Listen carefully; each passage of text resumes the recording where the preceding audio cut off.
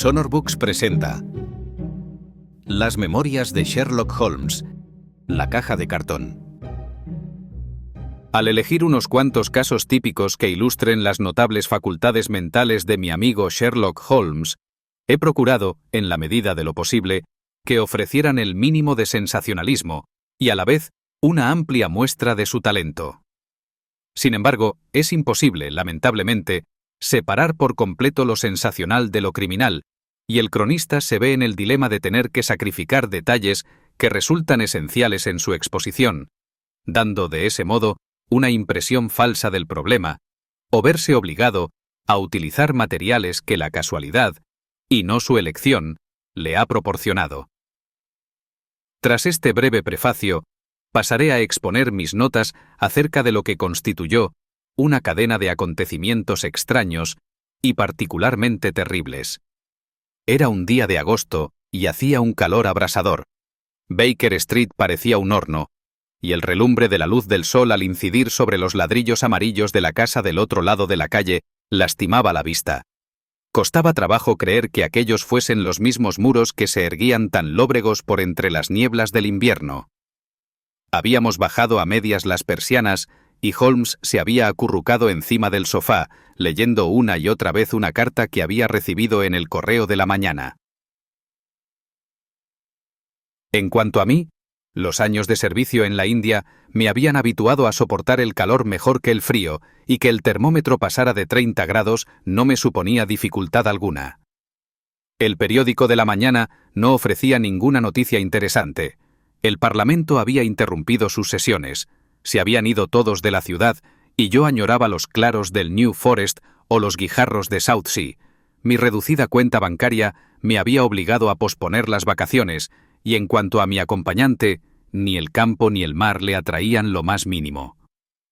Le encantaba permanecer en el mismo centro donde pululaban 5 millones de personas, extendiendo sus filamentos y pasando por entre ellas, receptivo al más pequeño rumor o sospecha de algún delito sin esclarecer. El aprecio de la naturaleza no se encontraba entre sus muchas dotes, y solo cambiaba de parecer cuando, en lugar de centrarse en un malhechor de la capital, trataba de localizar a algún hermano suyo de provincias. Viendo que Holmes estaba demasiado abstraído para conversar, yo había echado a un lado el insulso periódico y, reclinándome en el sillón, me sumí en profundas meditaciones. De pronto la voz de mi acompañante interrumpió el curso de mis pensamientos. «Lleva usted razón, Watson. Parece una forma absurda de dirimir una disputa». «¡De lo más absurda!», exclamé, y de pronto, comprendiendo que Holmes se había hecho eco del pensamiento más íntimo de mi alma, me incorporé del sillón y le miré perplejo. «¿Cómo es eso, Holmes?», grité. «Supera todo cuanto pudiera haber imaginado». Él se rió de buena gana al observar mi perplejidad.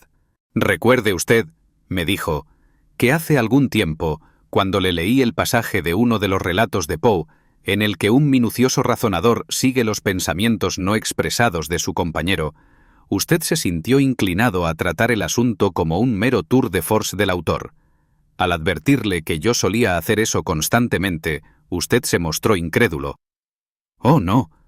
Tal vez no llegara a expresarlo en palabras, mi querido Watson, pero lo hizo sin duda con las cejas, de modo que cuando le vi tirar el periódico al suelo y ponerse a pensar, me alegré mucho de tener la oportunidad de leerle el pensamiento y finalmente de poder interrumpirlo, demostrando así mi compenetración con usted.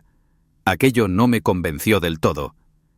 En el ejemplo que usted me leyó, le dije, el razonador extrajo sus conclusiones basándose en la actuación del hombre al que observaba. Si mal no recuerdo, aquel hombre tropezó con un montón de piedras, miró hacia arriba a las estrellas, etc. Yo, en cambio, he estado sentado en mi sillón tranquilamente, por tanto, ¿qué pistas he podido darle? Es usted injusto consigo mismo. Las facciones le han sido dadas al hombre para poder expresar sus emociones, y las suyas cumplen ese cometido fielmente. ¿Quiere usted decir que leyó en mis facciones el curso de mis pensamientos? En sus facciones y sobre todo en sus ojos. ¿Es posible que no pueda usted recordar cómo comenzaron sus ensueños? No, no puedo. Entonces se lo diré yo. Después de tirar al suelo el periódico, acto que atrajo mi atención hacia usted, estuvo sentado durante medio minuto con expresión ausente.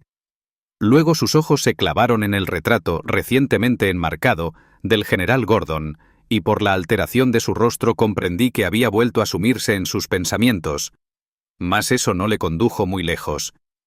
Sus ojos contemplaron fugazmente el retrato sin marco de Henry Ward Beecher, que estaba encima de sus libros. Entonces miró usted hacia arriba a la pared, y era obvio desde luego lo que eso significaba. Usted pensaba que si el retrato estuviera enmarcado, cubriría exactamente ese espacio desnudo de pared, y haría juego con el retrato de Gordon que allí estaba. «Me ha comprendido usted a las 1000 maravillas», exclamé yo. Hasta ahí era poco probable que me perdiera. Pero ahora sus pensamientos volvieron a Beecher, y usted le miró con severidad como si estudiara el semblante del personaje. Entonces dejó usted de entornar los ojos, aunque sin dejar de mirar, y su rostro se quedó pensativo. Estaba usted recordando los incidentes que jalonaron la carrera de Beecher. Me daba perfecta cuenta de que usted no podía hacer eso sin pensar en la misión que emprendió durante la Guerra Civil en favor del norte, pues recuerdo que expresó su ferviente indignación por la manera en que fue recibido por los más turbulentos compatriotas nuestros. Lo sintió usted tanto que yo sabía que le sería imposible pensar en Beecher sin acordarse también de eso. Cuando, poco después, vi que sus ojos se apartaron del retrato, sospeché que ahora volvía usted a pensar en la Guerra Civil y, cuando observé que apretaba usted los labios, que sus ojos echaban chispas y que apretaba los puños, tuve la seguridad de que, en efecto, estaba usted pensando en el heroísmo demostrado por ambos bandos en aquella batalla sin cuartel. Pero entonces, de nuevo su rostro se puso más triste y dio usted muestras de desaprobación. Hizo usted hincapié en la tristeza, el horror y la inútil pérdida de vidas humanas. Acercó usted la mano sigilosamente a su vieja herida y una sonrisa tembló en sus labios, lo cual me indicó que el aspecto ridículo de este método de dirimir las cuestiones internacionales había afectado a su mente. En ese mismo instante estuve de acuerdo con usted en que aquello era absurdo y me alegró comprobar que todas mis deducciones habían sido correctas. Sin lugar a dudas, dije yo. Y ahora que me lo ha explicado usted, confieso seguir tan asombrado como antes. Fue un trabajo muy superficial, mi querido Watson, se lo aseguro. No me habría inmiscuido si usted no hubiese mostrado cierta incredulidad el otro día. Pero tengo ahora entre manos un pequeño problema que puede resultar más difícil de resolver que este insignificante intento mío de leer el pensamiento. ¿No ha visto usted en el periódico un breve suelto que alude al extraordinario contenido de un paquete enviado por correo a la señorita Cushing, de Cross Street, en Croydon?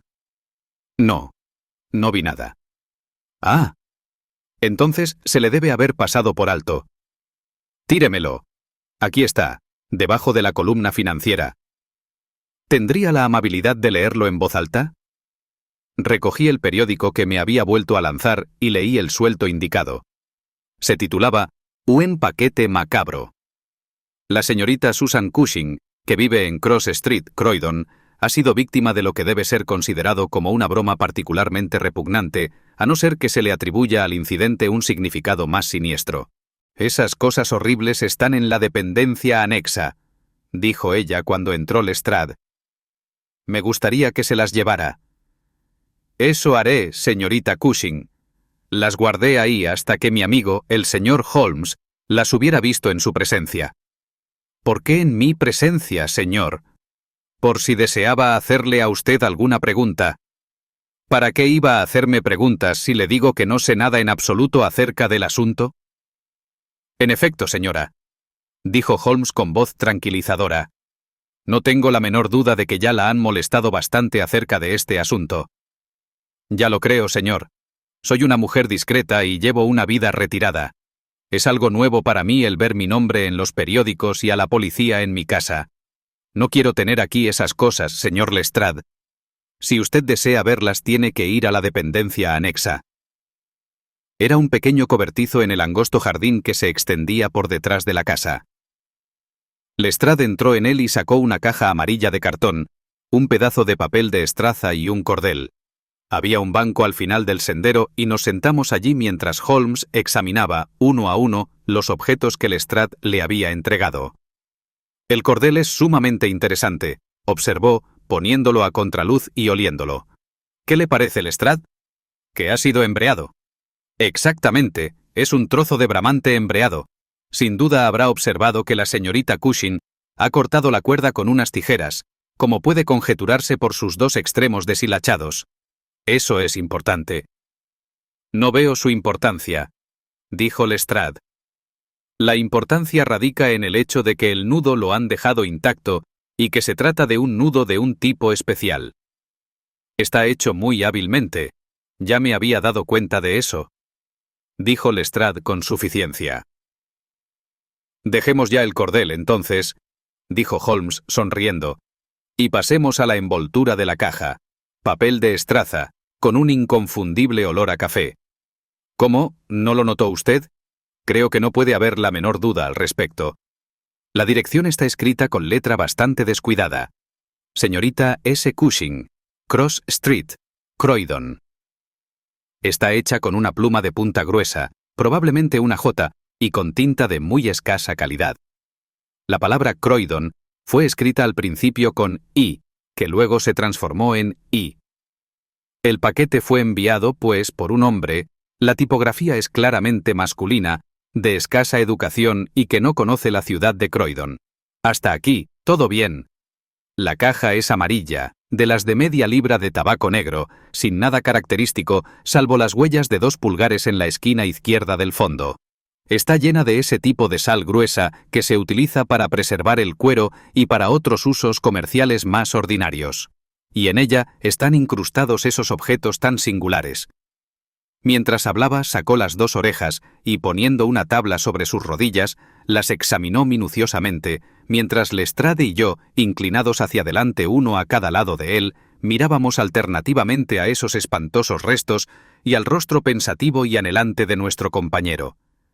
Por fin las devolvió otra vez a la caja y se sentó un rato, absorto en profunda meditación. «Habrá observado usted, naturalmente», dijo por fin, «que las orejas no forman pareja». «Sí, me he dado cuenta de eso. Pero si fuera una broma, hecha por algunos estudiantes con acceso a las salas de disección, igual de fácil les habría sido enviar un par de orejas de una misma persona que 2 orejas desparejadas». «Exactamente. Pero no se trata de una broma». «¿Está usted seguro de eso?» La presunción en contra es muy sólida. En las salas de disección se inyecta a los cadáveres un fluido conservante. Estas orejas no muestran ni rastro de ese fluido. Son recientes además. Han sido cortadas con un instrumento embotado, lo que difícilmente habría ocurrido si lo hubiera hecho un estudiante. Además, a cualquier mentalidad médica se le habría ocurrido utilizar ácido fénico o alcohol rectificado como conservante, y de ninguna manera sal gruesa. Repito que este caso no se trata de una broma, sino que estamos investigando un grave crimen. Un impreciso escalofrío me corrió por el cuerpo al escuchar las palabras de mi compañero y comprobar la sombría circunspección que había endurecido su semblante. Este brutal preliminar parecía anunciar la proximidad de algún extraño e inexplicable horror. Lestrade, sin embargo, dio muestras de desaprobación como si no estuviera convencido del todo. «Sin duda se pueden poner reparos a la hipótesis de la broma», dijo, «pero existen razones todavía más fuertes en contra de la otra teoría. Sabemos que esta mujer ha llevado una vida discreta y respetable en Penge, y aquí durante los últimos 20 años. Apenas ha estado ausente de su casa un solo día en todo ese tiempo. ¿Por qué demonios, por tanto, iba a enviarle ningún criminal las pruebas de su delito, sobre todo si, como parece, a menos que sea una consumada actriz, sabe tan poco como nosotros del asunto?» «Ese es el problema que tenemos que resolver», respondió Holmes. «Y por lo que a mí se refiere, me pondré manos a la obra, con la presunción de que mi razonamiento es correcto y que se ha cometido un doble asesinato. Una de estas orejas es de mujer, pequeña, delicadamente modelada y perforada para llevar un pendiente. La otra es de hombre, bronceada, amarillenta y perforada también para llevar un pendiente. Supongo que estas dos personas han muerto, pues en caso contrario ya hace tiempo que nos habríamos enterado de lo que les sucedió. Hoy es viernes. El paquete fue echado al correo el jueves por la mañana. La tragedia ocurrió, por lo tanto, el martes o el miércoles, o incluso antes. Si las dos personas fueron asesinadas, ¿quién sino su asesino pudo enviar esa muestra de su delito a la señorita Cushing? Podemos suponer que el remitente del paquete es el hombre que buscamos, pero debió de tener algún motivo poderoso para enviar este paquete a la señorita Cushing. ¿Cuál fue, pues, ese motivo? Debe de haber sido para comunicarle que se había cometido dicho delito, o tal vez para hacerla sufrir. Mas en ese caso ella debía saber de quién se trataba. ¿Lo sabía realmente? Lo dudo. Si lo hubiera sabido, ¿por qué iba a llamar a la policía? Podría haber enterrado las orejas, y nadie se hubiera enterado. Eso es lo que habría hecho si hubiese querido proteger al criminal. Pero si no quería protegerlo, habría comunicado su nombre. He aquí un enredo que es preciso resolver. Se había expresado en voz alta, con suma rapidez, mirando al vacío por encima de la valla del jardín, pero inmediatamente se puso en pie de un enérgico salto y echó a andar en dirección a la casa. «Tengo que hacerle algunas preguntas a la señorita Cushing», dijo. «En tal caso, si me lo permite, yo me marcho», dijo Lestrade, «pues tengo entre manos otro asuntillo. Creo que no hay nada más que la señorita Cushing pueda contarme. Me encontrarán en la comisaría de policía. Pasaremos a verle de camino a la estación», respondió Holmes. Poco después él y yo regresamos al salón, donde la impasible dama seguía trabajando tranquilamente en su antimacassar. Al entrar nosotros lo puso encima de su regazo y nos miró con sus ojos azules, de mirada franca y penetrante. «Estoy convencida, señor», dijo, «de que en todo este asunto hay algún error, que el paquete no iba dirigido a mí. Se lo he dicho varias veces a este caballero de Scotland Yard, pero él se ríe de mí. No tengo ningún enemigo en el mundo que yo sepa, de modo que ¿por qué iba a gastarme nadie semejante broma?» «Empiezo a ser de la misma opinión, señorita Cushing», dijo Holmes, tomando asiento a su lado. «Creo que es más que probable». Hizo una pausa, y al mirar a mi alrededor, me sorprendió ver que tenía los ojos clavados con singular atención en el perfil de la dama. Por un instante pudo leerse en su rostro anhelante sorpresa y satisfacción al mismo tiempo, aunque cuando ella miró en torno para averiguar el motivo de su silencio, Holmes estaba de nuevo tan serio como siempre. Yo miré fijamente sus lisos cabellos entrecanos, su elegante tocado, sus pequeños pendientes de oro, sus plácidas facciones. Pero no pude ver nada que justificara la evidente agitación de mi compañero. «Quedan una o dos preguntas». «Estoy harta de preguntas», gritó la señorita Cushing con impaciencia. «Usted tiene dos hermanas, según creo. ¿Cómo puede saber eso?» Nada más entrar en la habitación observé que tiene encima de la repisa de la chimenea una fotografía de un grupo de 3 damas, una de las cuales es usted misma indudablemente, mientras que las otras dos se le parecen tanto que no es posible dudar del parentesco. «Sí, lleva usted razón. Esas son mis hermanas Sarah y Mary. Y aquí, al alcance de la mano, hay otro retrato, tomado en Liverpool, de su hermana pequeña, en compañía de un hombre que parece un camarero de barco, a juzgar por su uniforme. Observo que entonces todavía no se había casado. Es usted un observador muy rápido. Es mi oficio. Bueno, una vez más, lleva usted razón, pero se casó con el señor Browner unos días después.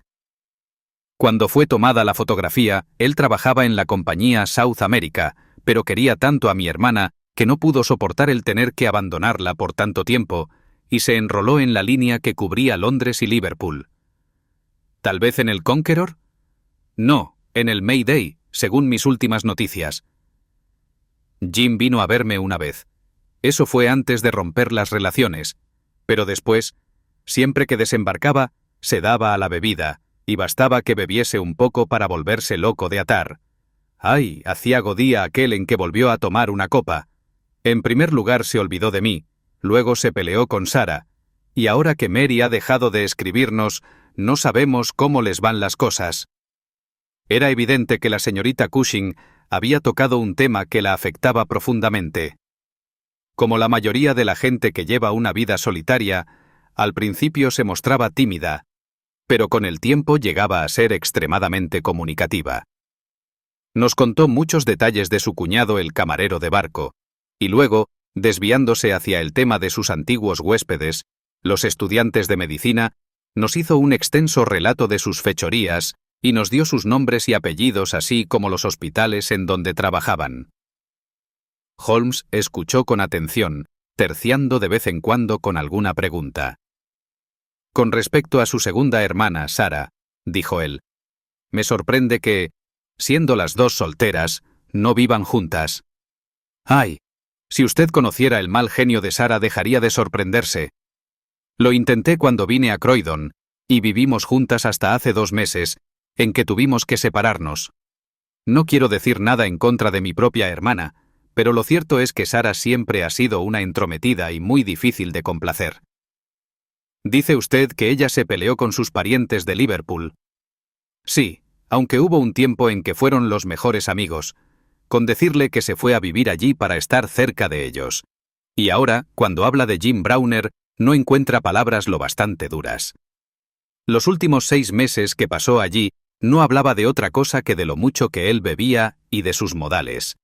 Tengo la impresión de que debió de sorprender alguna intromisión suya, y le dijo 4 verdades. Así fue como empezó la cosa. Gracias, señorita Cushing, dijo Holmes, levantándose y haciendo una reverencia. Creo que me dijo usted que su hermana Sara vive en New Street, Wallington, ¿no es cierto? Adiós, y siento mucho que la hayan molestado por un caso con el que, como usted dice, no tiene absolutamente nada que ver. Cuando salíamos pasó un coche, y Holmes lo llamó. ¿A qué distancia está Wallington? Más o menos a 1 milla, señor. Muy bien, suba, Watson. A hierro caliente, batir de repente. Aunque el caso es sencillo, hay 1 o 2 detalles muy instructivos relacionados con él. Cochero, deténgase cuando pase por delante de una oficina de telégrafos. Holmes envió un telegrama breve, y durante el resto del trayecto se recostó en el asiento, con el sombrero inclinado sobre la nariz, para impedir que el sol le diera en el rostro. Nuestro cochero se detuvo delante de una casa que no se diferenciaba apenas de la que acabábamos de abandonar. Mi compañero le ordenó que esperase, y ya tenía el llamador en la mano cuando se abrió la puerta y un caballero joven y serio, vestido de negro y con un sombrero muy lustroso, apareció en el umbral. ¿Está en casa la señorita Cushing?, preguntó Holmes. La señorita Sarah Cushing está gravemente enferma, dijo el joven. Desde ayer padece síntomas muy graves de meningitis. Como médico suyo, no puedo asumir de ninguna manera la responsabilidad de permitir que nadie la visite.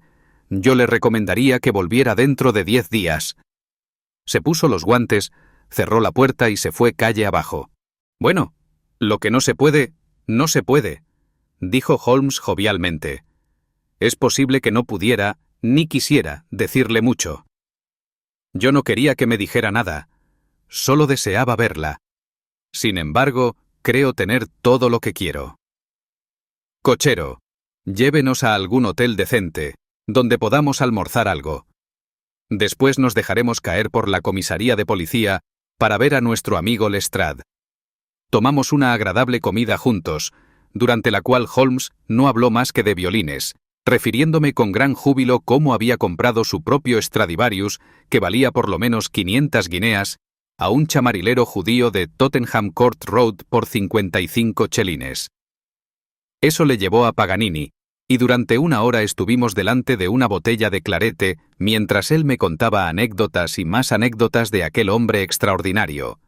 Cuando llegamos a la comisaría la tarde estaba ya muy avanzada y la deslumbradora y cálida luz se había atenuado hasta convertirse en un suave resplandor. Lestrade nos esperaba en la puerta. «Hay un telegrama para usted, señor Holmes», dijo. «Ajá, ahí está la respuesta. Abrió el telegrama, le echó un vistazo y, estrujándolo, se lo metió en el bolsillo. «Todo va bien», dijo. «¿Ha descubierto usted algo?» «Lo he descubierto todo». «¿Cómo?» Lestrade le miró asombrado. «Está usted bromeando». «Jamás hablé más en serio en toda mi vida.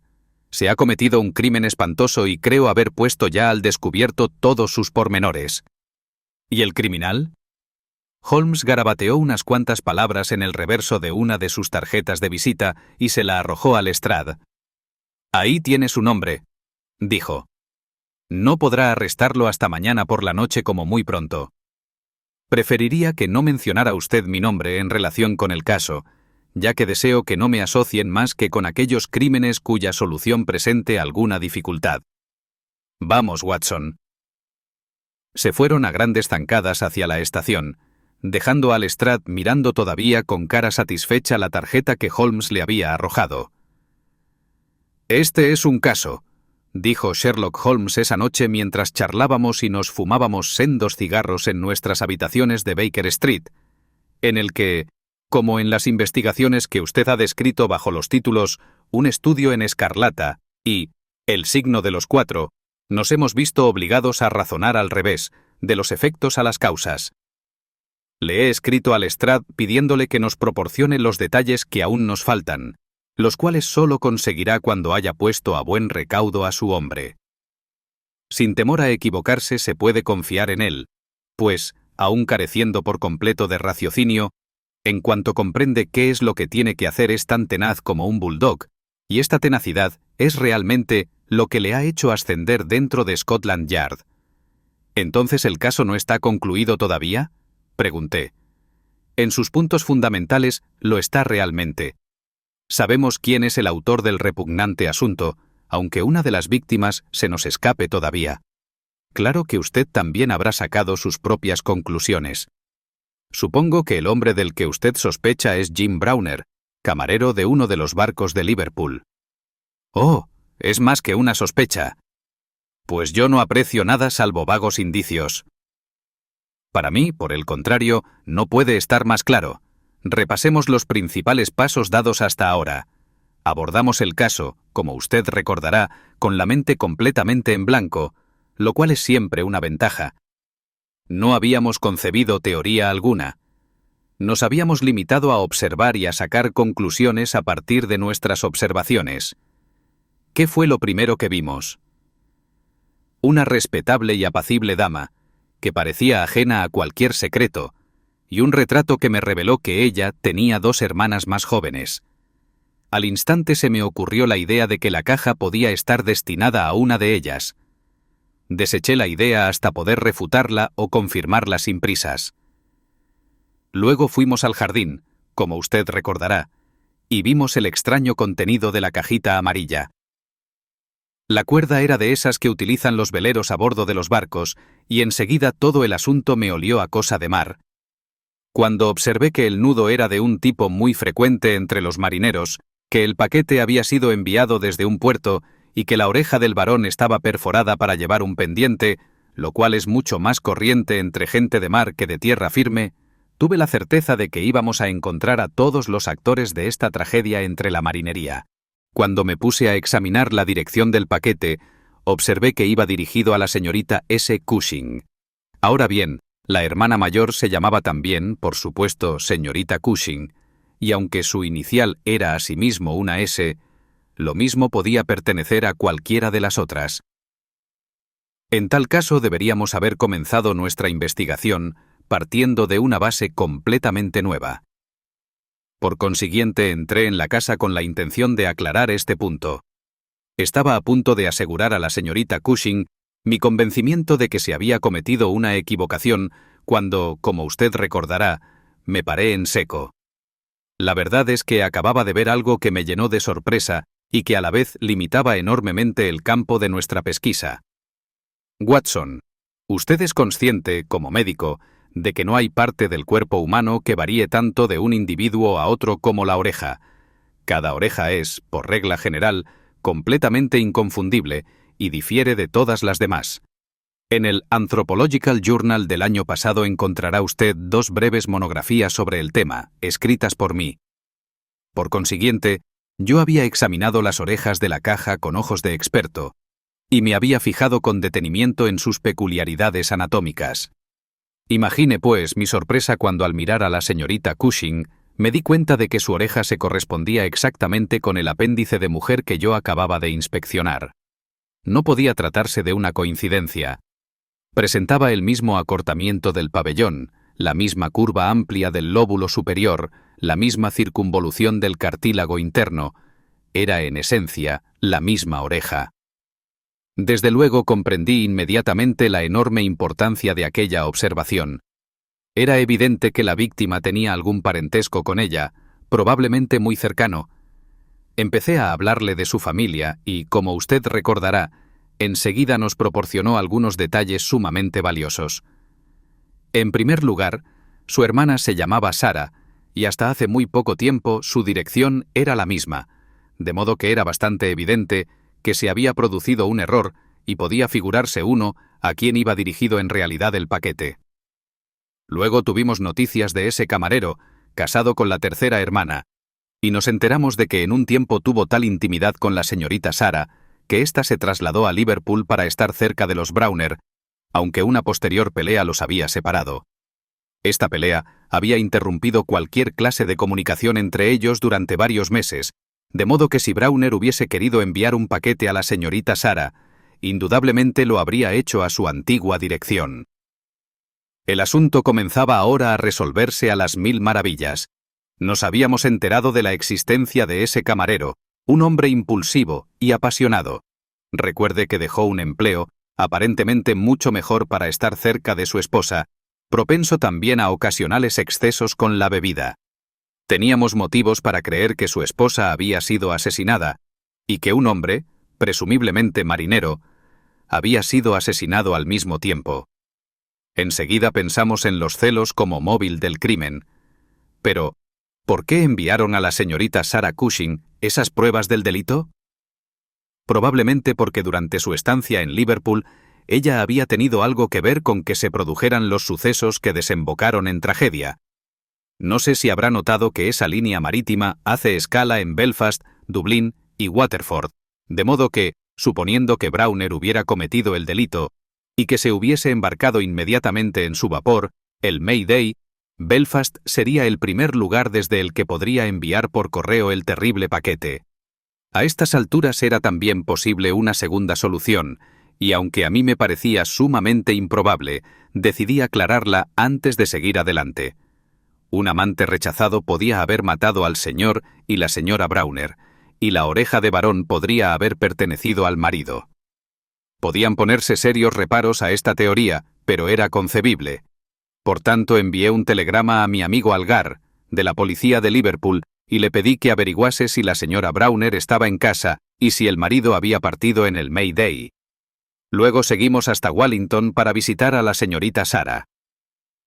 Tenía curiosidad, en primer lugar, por comprobar hasta qué punto se había reproducido en ella el tipo de oreja de la familia. Además, podía proporcionarnos, desde luego, información de vital importancia, si bien no me sentía demasiado optimista al respecto. Debe de haberse enterado del suceso del día anterior, ya que en Croydon no se habla de otra cosa, y solo ella podía saber a quién iba destinado el paquete. Si hubiese estado dispuesta a ayudar a la justicia, probablemente se habría puesto ya en contacto con la policía. Sin embargo, era deber nuestro verla, evidentemente, de modo que fuimos a visitarla. Comprobamos que la noticia de la llegada del paquete, pues su enfermedad databa de esas fechas, le había producido tal impresión que le provocó meningitis. Estaba más claro que nunca que ella había comprendido toda su importancia, pero también era igual de claro que tendríamos que esperar algún tiempo para obtener de ella cualquier tipo de ayuda. Sin embargo, la verdad es que no dependíamos de su ayuda. Las respuestas a nuestras pesquisas nos esperaban en la comisaría de policía, a cuya dirección ordené a Algar que las enviara. Nada podía ser más concluyente. La casa de la señora Browner llevaba más de 3 días cerrada, y las vecinas opinaban que ella se había marchado al sur para visitar a sus parientes. Se había comprobado en las oficinas de la compañía naviera que Browner había zarpado en el Mayday, y yo calculo que debe llegar al Támesis mañana por la noche.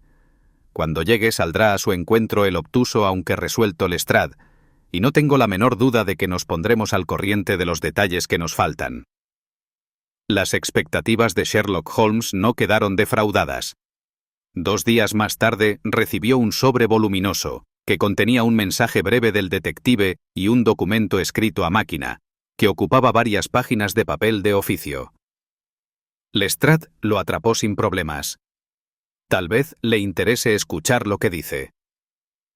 Mi querido señor Holmes, de conformidad con el plan que nos habíamos trazado para comprobar nuestras teorías, el «nos» me parece admirable, ¿verdad, Watson?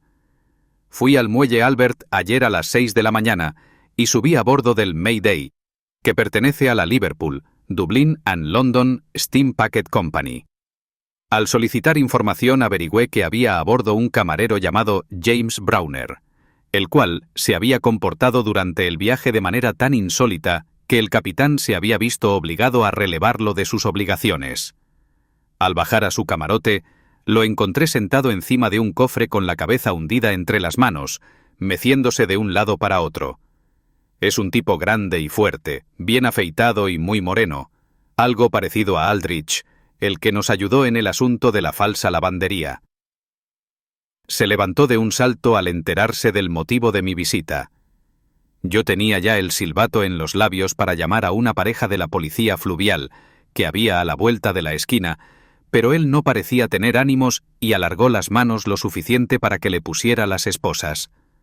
Lo llevamos a una celda, y a su cofre también, pues creíamos que podía haber en su interior algo que le incriminara. Pero no encontramos nada a excepción de un gran cuchillo afilado, como el que suelen llevar la mayoría de los marineros. Sin embargo, no nos hacen falta más pruebas, pues cuando lo llevamos a la comisaría pidió al inspector hacer una declaración, la cual fue tomada, por supuesto, por nuestro taquígrafo según él iba dictándola. Sacamos 3 copias mecanografiadas, una de las cuales le incluyo. El asunto, como yo pensaba, ha resultado ser sumamente sencillo, pero le estoy muy agradecido por ayudarme en mi investigación. Le saluda atentamente, G. Lestrade.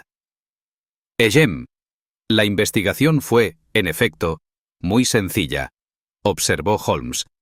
Pero no creo que ese fuera su parecer cuando nos llamó en su ayuda. No obstante, veamos lo que Jim Browner tiene que decir en su favor. Esta es su declaración, tal como la hizo ante el inspector Montgomery en la comisaría de policía de Shadwell, y tiene la ventaja de ser literal. ¿Qué si tengo algo que decir? Claro que sí, tengo mucho que decir, quiero confesarlo todo. Pueden ustedes ahorcarme o dejarme en paz. Me importa un bledo lo que me hagan, les aseguro que no he pegado ojo desde que hice aquello, y no creo que vuelva nunca más a hacerlo hasta superar esta vigilia. A veces veo el rostro de él, pero sobre todo el de ella. Siempre tengo ante mí uno u otro. Él me mira con severidad y odio y, por el contrario, ella tiene en el rostro una expresión como de sorpresa. ¡Ay, pobre criatura! No es raro que se sorprendiera al leer su sentencia de muerte en un rostro en el que antes casi nunca había visto otra cosa que amor hacia ella. Pero la culpa fue de Sara, y ojalá la maldición de un hombre destrozado arruine su vida y haga que se le pudra la sangre en las venas. No es que quiera justificarme. Sé que volví a entregarme a la bebida, pues soy un bestia. Pero ella me habría perdonado. Se habría mantenido unida a mí tan íntimamente como el cabo al motón, si esa mujer no hubiera puesto los pies en nuestra casa. Pues Sarah Cushing me amaba. Ese es el origen de todo el asunto. Me amó hasta que todo ese amor se transformó en un odio pernicioso cuando se enteró de que yo daba más importancia a la huella de mi esposa en el barro que a su propio cuerpo y alma. En total, eran 3 hermanas. La mayor era una buena mujer francamente, la segunda un demonio, y la tercera un ángel. Sarah tenía 33 años, y Mary 29 cuando me casé con ella. Cuando nos fuimos a vivir juntos éramos felices a todas horas del día, y en todo Liverpool no había mejor mujer que mi Mary. Por consiguiente, invitamos a Sara a pasar una semana con nosotros, y la semana se convirtió en un mes, y una cosa llevó a la otra, hasta que ella fue una más entre nosotros. En aquella época yo llevaba la cinta azul de la Liga de los Abstemios. Ahorrábamos algo de dinero y todo resplandecía como $1 nuevo. Por Dios santo. ¿Quién demonios habría pensado que todo iba a terminar así? ¿Quién demonios lo hubiera imaginado? Con frecuencia solía volver a casa los fines de semana, y a veces, si el barco se retrasaba a causa del cargamento, pasaba allí toda una semana. De esta manera tuve ocasión de tratar bastante a mi cuñada Sara. Era una mujer admirable, alta, morena, aguda y violenta, altanera, y con un brillo en los ojos como chispa de pedernal. Pero en presencia de la pequeña Mary, nunca pensaba en Sara, y eso lo juro al igual que espero que Dios se apiade de mí. A veces me parecía que ella deseaba quedarse a solas conmigo, o engatusarme para que diera un paseo con ella, aunque yo nunca pensara realmente en eso. Pero una noche se me abrieron los ojos. Había vuelto del barco y me encontré con que mi esposa había salido, y en casa solo estaba Sara. ¿Dónde está Mary?, le pregunté. Ha ido a pagar unas cuentas. Yo iba y venía por la habitación impaciente. Jim, ¿es que no puedes ser feliz sin Mary ni siquiera 5 minutos? Me dijo ella. No es ningún halago para mí que no te contentes con mi compañía por tan poco tiempo. Llevas razón, muchacha, le dije yo, tendiéndole la mano de manera afectuosa. Inmediatamente ella la cogió entre las suyas, que ardían como si tuviese fiebre. La miré a los ojos y lo leí todo en ellos. No le hacía falta hablar, ni a mí tampoco. Fruncí el ceño y retiré la mano. Durante un rato ella permaneció junto a mí en silencio. Luego levantó la mano y me dio unas palmaditas en el hombro. «Cálmate, Jim», me dijo, y salió corriendo de la habitación con una especie de risa burlona. Pues bien, desde entonces, Sara me odió con todo su corazón y toda su alma, y es mujer que sabe odiar. Fui un tonto, un redomado tonto, permitiendo que se quedara con nosotros, pero no le dije a Mary ni una palabra, pues sabía que eso la apenaría. Las cosas siguieron igual, pero al cabo de un tiempo empecé a notar un ligero cambio en la propia Mary. Siempre había sido muy confiada e inocente, pero ahora se volvió rara y suspicaz, queriendo saber dónde había estado yo y qué había hecho, a quién escribía, qué llevaba en los bolsillos, y otras 1000 insensateces por el estilo. Día a día se volvía más rara y más irritable, y tuvimos incesantes riñas por nada. Todo aquello me tenía bastante desconcertado. Sara me evitaba, aunque ella y Mary eran inseparables. Ahora me doy cuenta de que estaba intrigando, tramando y envenenando la mente de mi esposa en contra de mí. Pero yo estaba tan ciego entonces que no podía entenderlo. Entonces rompí mi cinta azul y empecé a beber de nuevo. Pero creo que no habría actuado así si Mary hubiese sido la misma de siempre. Ahora tenía algún motivo para estar disgustada conmigo, y la brecha entre nosotros empezó a ensancharse cada vez más. Fue entonces cuando se inmiscuyó ese tal Alec Fairbairn, y las cosas se volvieron mucho más aciagas. La primera vez que vino a casa fue para ver a Sara, pero enseguida extendió sus visitas también a mí, pues era un hombre encantador, que hacía amigos dondequiera que fuese. Era un tipo apuesto, fanfarrón, ingenioso y tortuoso, que había recorrido medio mundo y sabía hablar de lo que había visto. Era un buen acompañante, no lo negaré, y para ser marinero tenía unos modales increíblemente corteses, de modo que creo que hubo un tiempo en que debió de frecuentar más la toldilla que el castillo de proa. Durante un mes estuvo entrando y saliendo de mi casa, y jamás se me ocurrió que sus suaves y astutos modales pudieran hacerme algún daño. Así que, por fin, algo me hizo sospechar, y desde ese día ya no he vuelto a tener paz. Fue, además, un detalle insignificante. Había entrado yo inesperadamente en el salón, y al traspasar el umbral vi que el rostro de mi esposa se iluminaba de alegría. Pero cuando ella vio quién era realmente el recién llegado, su alegría se desvaneció de nuevo, y se alejó decepcionada. Aquello me bastó. Solo había otra persona con la que podía haber confundido mis pasos. Alec Fairbairn. Si lo hubiera visto entonces, lo habría matado, pues siempre me vuelvo como loco cuando montó en cólera.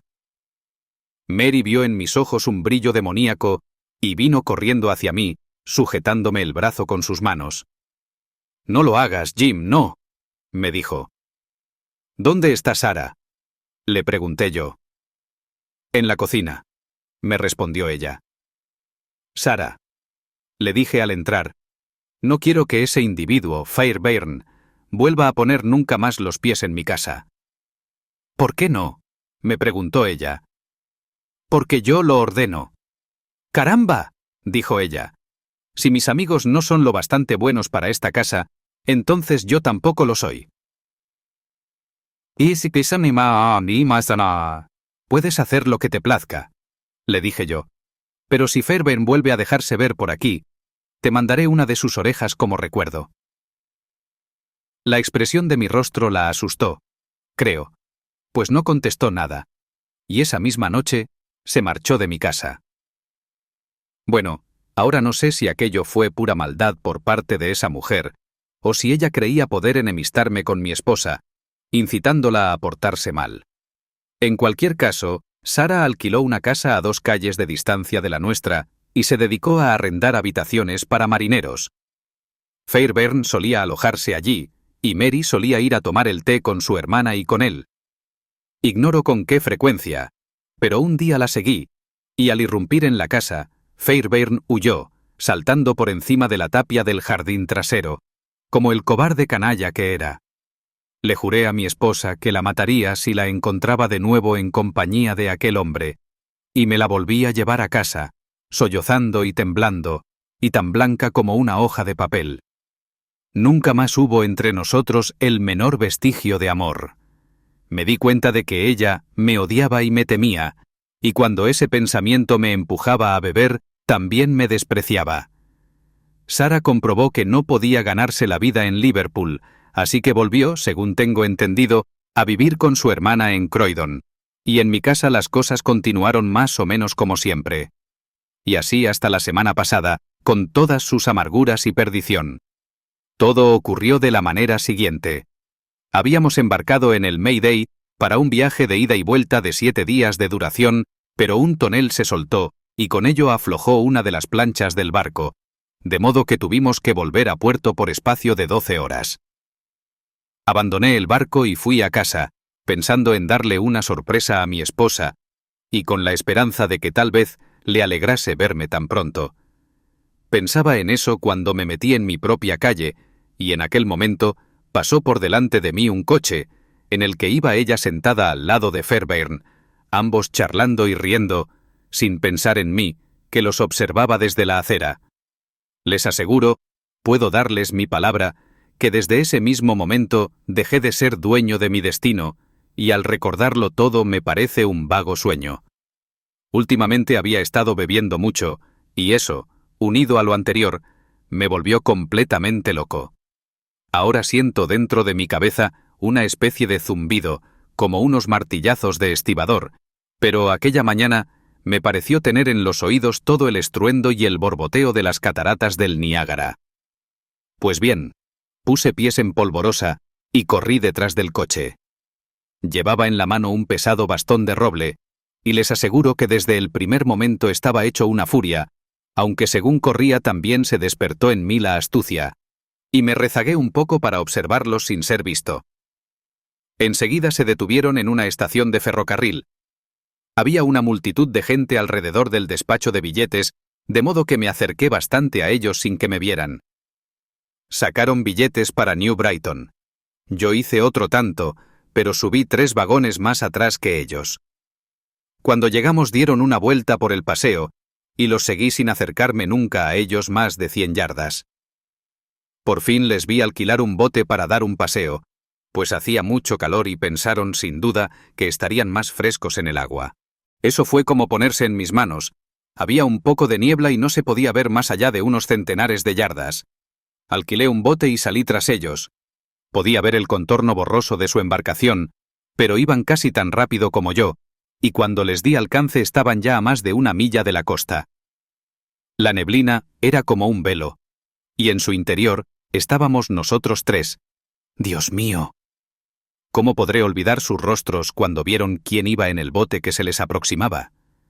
Ella se puso a dar voces. Él juró como un loco y me hurgoneó con un remo, pues debió ver en mis ojos una amenaza de muerte. Lo esquivé y le devolví el golpe con mi bastón, que le aplastó la cabeza como si fuera un huevo. A ella posiblemente le habría perdonado la vida, a pesar de toda mi rabia, pero le echó los brazos al cuello y se puso a gritar llamándole Alec. Golpeé de nuevo y ella quedó tendida junto a él. Me sentía como una fiera salvaje que ha saboreado la sangre. Si Sara hubiera estado allí, juro por Dios que habría corrido la misma suerte. Saqué mi cuchillo y...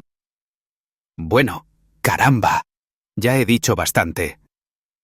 Sentí una especie de júbilo salvaje, pensando en lo que sentiría Sara ante tales muestras de lo que su intromisión había ocasionado. Luego até los cadáveres al bote, rompí una tabla del fondo y me quedé a su lado hasta que se hundieron. Sabía muy bien que el propietario del bote pensaría que se habrían desorientado a causa de la niebla y habrían sido arrastrados mar adentro. Me aseé, regresé a tierra y me incorporé a mi barco sin que nadie sospechara lo que había pasado. Esa noche envolví el paquete para Sarah Cushing y al día siguiente lo envié desde Belfast. Ahí tienen ustedes toda la verdad del caso. Podrán ahorcarme o hacer conmigo lo que quieran, mas no podrán castigarme más de lo que ya lo he sido. No puedo cerrar los ojos sin que vea aquellos 2 rostros mirándome fijamente, igual que me miraron cuando mi bote se abrió paso entre la neblina. Yo los maté rápidamente, pero ellos me están matando poco a poco. Y si el suplicio se prolonga una sola noche más, amaneceré loco o muerto. ¿No me pondrá solo en una celda, verdad, señor? Por amor de Dios, no lo haga, y ojalá el día en que usted agonice reciba el mismo trato que ahora me dé a mí. ¿Qué sentido tiene todo esto, Watson?, dijo Holmes solemnemente mientras dejaba a un lado el documento. ¿Qué propósito persigue este círculo de aflicción, violencia y miedo? Sin duda ha de tender hacia algún fin, pues, si no, nuestro universo está regido por el azar, lo cual es inconcebible. Pero, ¿qué fin? Ahí tiene usted el eterno problema sobre el cual la razón humana está tan lejos de poder responder como siempre.